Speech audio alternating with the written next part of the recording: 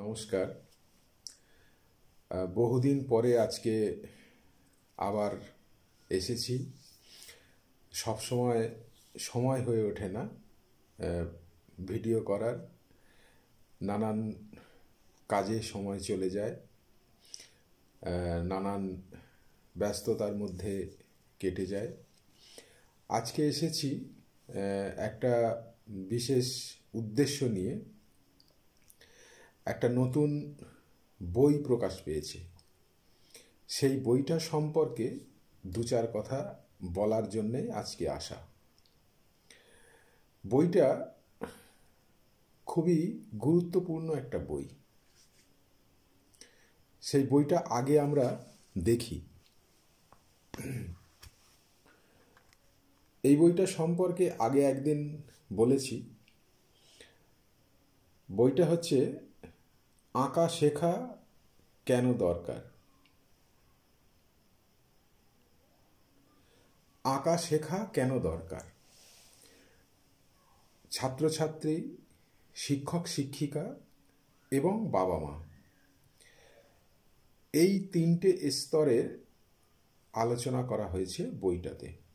ছাত্রছাত্রীরা তাদের কেন আঁকা শেখার দরকার, শিক্ষক শিক্ষিকা যারা বিদ্যালয়ে পড়ান তাদের কেন আঁকা শেখার দরকার, এবং বাবা মা যদি আঁকা জানেন অথবা আঁকা সম্পর্কে সচেতন হন তাহলে তার কি ইতিবাচক প্রভাব ছেলেমেয়ের মধ্যে পড়ে, এ সম্পর্কেও আলোচনা করা হয়েছে।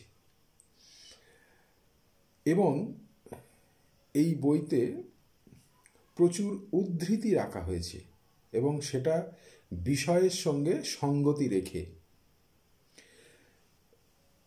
বিভিন্ন শিল্পী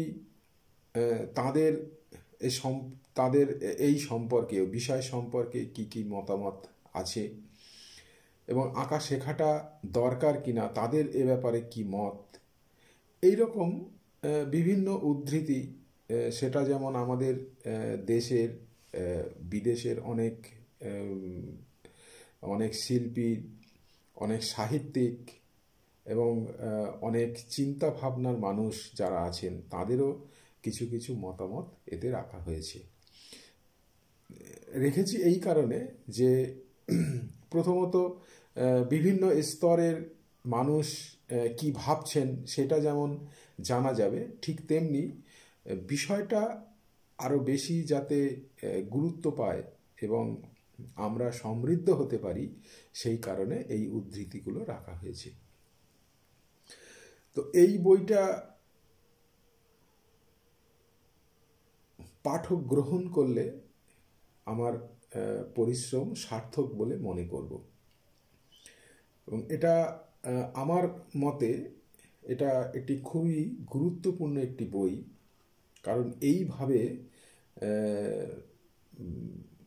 দুই মলাটের মধ্যে এরকম একটা ভাবনা আর আছে বলে আমার অন্তত জানা নেই, যে আঁকাটা কেন শিখব, আঁকাটা কেন শেখার দরকার। বিশেষ করে আমি ছাত্রছাত্রীদের কথা বলবো। তারা তো এখন শূন্য ভাণ্ডার নিয়ে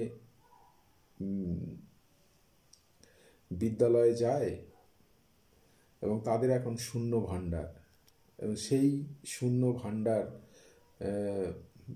নানান ঘটনা, নানান বইপত্রের মাধ্যমে তাদের সেই শূন্য ভাণ্ডার ভর্তি হবে। এই ভর্তি হওয়ার ব্যাপারটা খুব কঠিন হয়ে যায় যদি শুধু আমরা লেখাপড়ার মধ্যে আবদ্ধ থাকি। এবং আমার মনে হয়েছে যে তার সঙ্গে যদি আঁকাটা যুক্ত হয় তাহলে কিন্তু লেখাপড়াটাও আমাদের কাছে অনেকটা সহজ হয়ে যায় এবং আমরা আনন্দের সঙ্গে সেইটা গ্রহণ করতে পারি।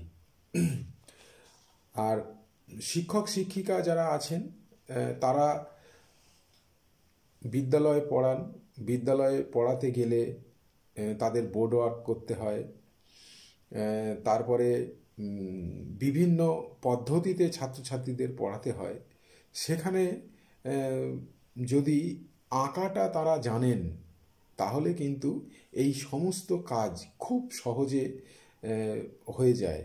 এবং সহজ বলতে এইটাই বলতে চাইছি যে শিক্ষক শিক্ষিকাদের মূল উদ্দেশ্য হচ্ছে ছাত্রছাত্রীর বা শিক্ষার্থীর শূন্য ভাণ্ডারকে সহজে ভর্তি করা।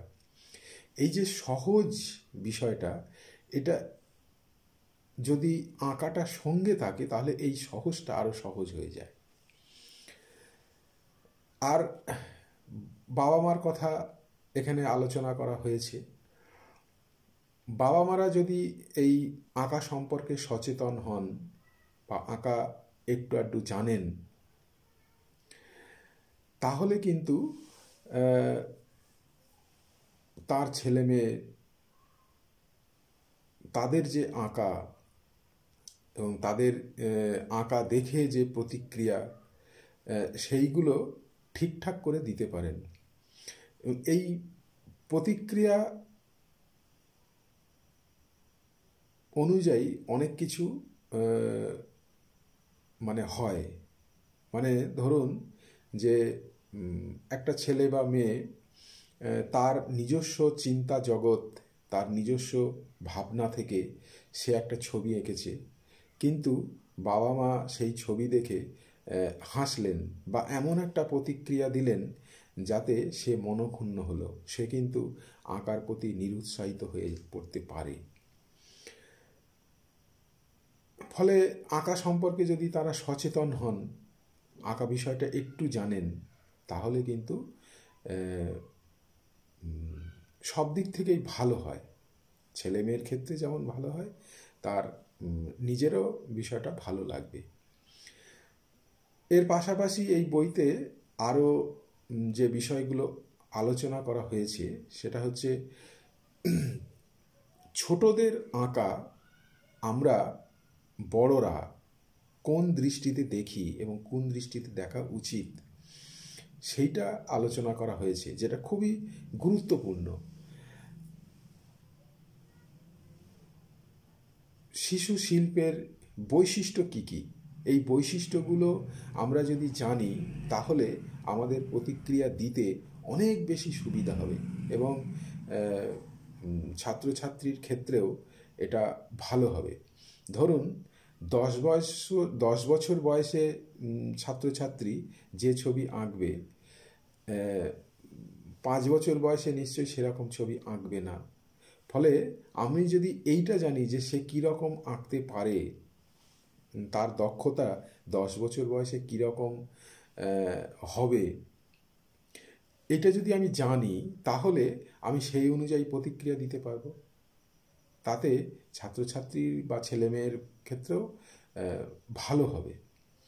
আরেকটি বিষয় রাখা হয়েছে, সেটা হচ্ছে বড়রা কিভাবে আঁকা শিখতে পারে বা বড়দের আঁকা শেখা কেন দরকার, এই সমস্ত বিষয় নিয়ে বিস্তারিত আলোচনা আছে।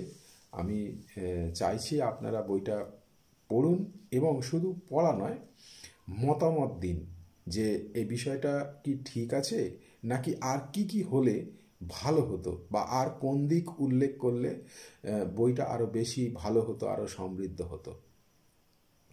আপনাদের মতামতের অপেক্ষায় রইলাম। ভালো থাকুন সবাই।